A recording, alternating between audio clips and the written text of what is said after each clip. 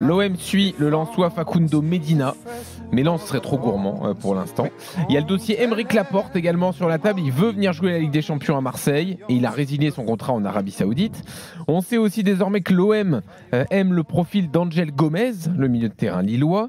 Et en attaque, confiance à Amine Gouiri, mais l'OM va surveiller les opportunités de marché. Et dans ces cas-là, même si on n'a pas forcément d'infos dans ce sens, mais il y a une opportunité de marché depuis hier, c'est Jonathan David qui a annoncé son départ de Lille et qui serait donc libre. Alors ce genre de profil, les David, Gomez, Medina, est-ce que ça doit être ça le mercato de l'OM? Est-ce que le club doit surtout recruter en Ligue 1? On vous attend au 32-16 pour débattre, Jérôme. Écoute, dans un premier temps, oui, il faut absolument avoir dans la tête quand tu t'appelles Mehdi Benatia. Il l'a déjà eu l'année dernière, depuis qu'il est arrivé à cette position de directeur sportif de l'Olympique de Marseille avec Pablo Longoria, parce que les deux fonctionnent main dans la main, et ça c'est bien. Et ce qui montre aussi qu'en fonctionnant de la sorte, tu arrives à tirer le max d'une équipe.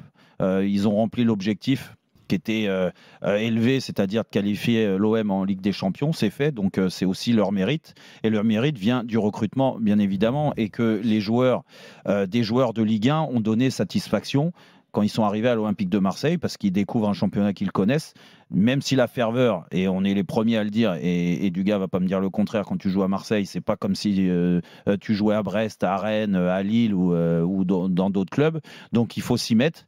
Ça n'a pas fonctionné sur certains profils. Il faut reconnaître qu'ils se sont plantés sur Brassier, ils se sont plantés sur Wai, pour des raisons différentes. Je pense que Brassier, la marche était trop élevée en sortant de Brest comme ça, sans découvrir de Coupe d'Europe, de match de Coupe d'Europe. Tu arrives à Marseille, tu es dans une ferveur incroyable. Là, manquait une étape, quoi. Non, oui, ou deux même, ou même une étape qu'il n'aura jamais franchie dans sa carrière, et c'est possible.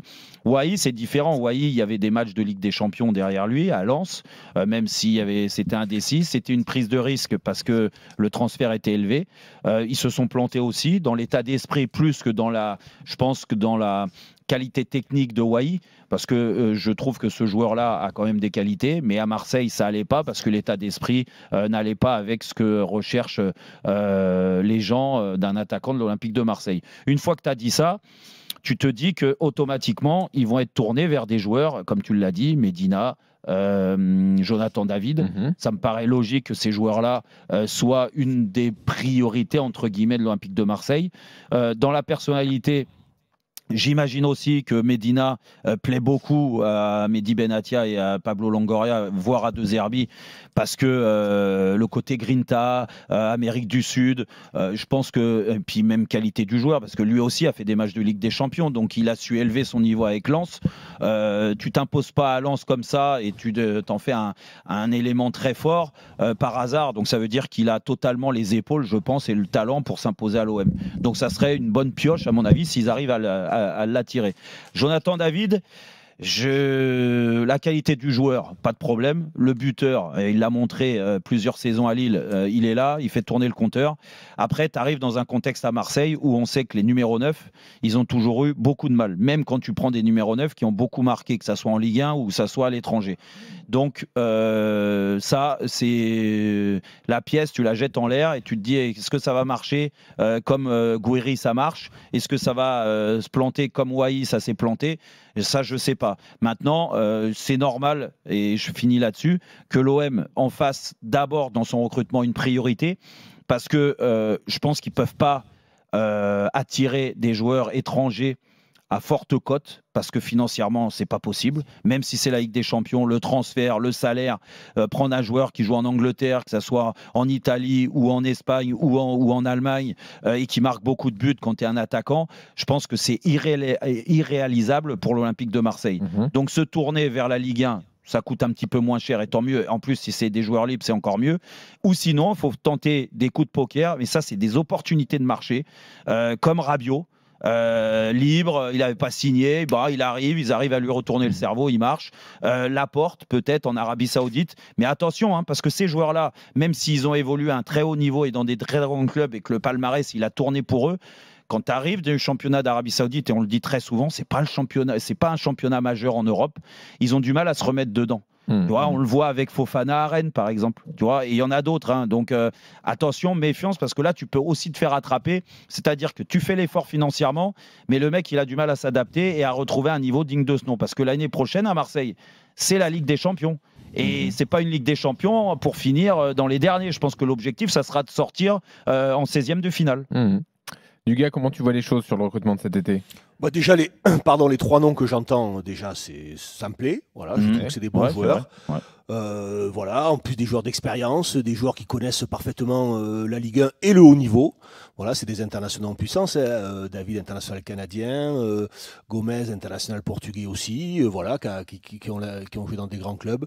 Moi, j'aime bien Medina aussi, sa grinta, c'est un bon pied, c'est un bon relanceur aussi. Donc voilà, moi, c'est ces 3 joueurs. Après, Marseille a besoin de refaire totalement sa défense, pour moi. Voilà. Alors après, t'as Balerdi, mais après le reste, je vois pas comment.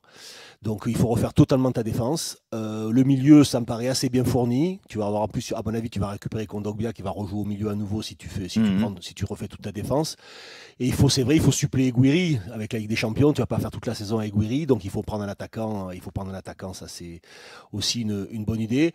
Après, moi, ça me fait plaisir dans les noms que j'entends parce qu'une fois, ça démontre l'envie de se débarquer, de faire des coups, de prendre des bons joueurs du duo Longoria-Benatia. Voilà, de suite, on part pas avec des noms au rabais. Alors, je sais pas ce qui va se faire, mais tu vois que déjà, ils cherchent à taper sur des bons joueurs. Voilà. Alors après, il y a aussi des opportunités de marché. On se rend compte aussi qu'en Ligue 1, mais peut-être que les joueurs coûteront moins cher que les joueurs à l'étranger parce que les clubs de Ligue 1 sont en difficulté. On s'en rend compte. Ça peut faire le bonheur. Le problème des droits télé peut faire le bonheur aussi de certains clubs qui vont pouvoir racheter des joueurs. Mais pour ceux qui ont, il y a des clubs qui vont avoir besoin d'argent, hein, c'est certain, avec les droits télé qui ont beaucoup baissé. Donc voilà, il y aura peut-être des meilleures opportunités à faire dans des équipes de Ligue 1. Donc moi, ça me surprend pas, ça me choque pas forcément aller chercher à tout prix des joueurs de l'étranger. Je suis pas convaincu pour ça. Quand c'est un joueur de l'étranger, il faut vraiment prendre un top player, quoi, un top class. Le reste, voilà, tu as quand même de certitude avec des joueurs de Ligue 1 qui sont là depuis pas mal d'années. Par exemple, entre Laporte et Medina, ça, c'est la bonne question, tu vois, c'est des profils. Laporte, c'est un ton au-dessus. Après, Laporte, c'est un ton au-dessus. Si tu peux faire Laporte qui est libre, c'est un ton au-dessus. En termes de qualité de joueur, c'est un ton au-dessus. Jonathan David, il est libre aussi de contrat. Si t'es l'OM, que tu joues la Ligue des Champions et que tu te positionnes pas sur ce genre de joueur, il y a un problème. Voilà. Ben oui, ils sont libres, c'est des bons joueurs confirmés. David, il marche minimum à 15 buts par saison. Laporte, c'est Laporte, avec tout le talent qu'on connaît, même s'il a fait une saison en Arabie Saoudite, mais c'est quand même, voilà, tu le payes pas ou juste le salaire, tu es obligé de te positionner. Voilà, après, tu as des discussions à avoir avec le joueur, la préparation, comment ça s'est passé son année en Arabie Saoudite, tous les matchs qu'il a fait, parce qu'il joue quand même en Arabie Saoudite. Regarde Kanté, ça s'est quand même bien passé aussi. Donc, il y a une analyse peut-être un peu plus profonde à avoir, mais c'est quand même des dossiers, tu peux fermer les yeux là-dessus.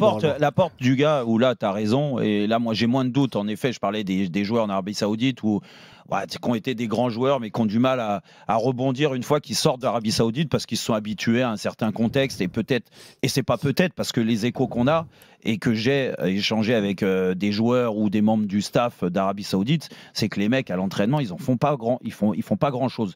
Mais par contre, des mecs comme Kanté, des mecs comme Laporte, je sais que lui, il a pris un préparateur en dehors, il fait des séances en plus pour rester au haut niveau. Donc bon, écoute, ça, j'ai peut-être un peu moins de doutes en effet sur Laporte comme toi, du gars. Et puis les mecs, ils n'ont pas envie d'arriver à Marseille, être carbo, parce qu'ils vont se faire défoncer, ils vont se faire déboîter par les supporters.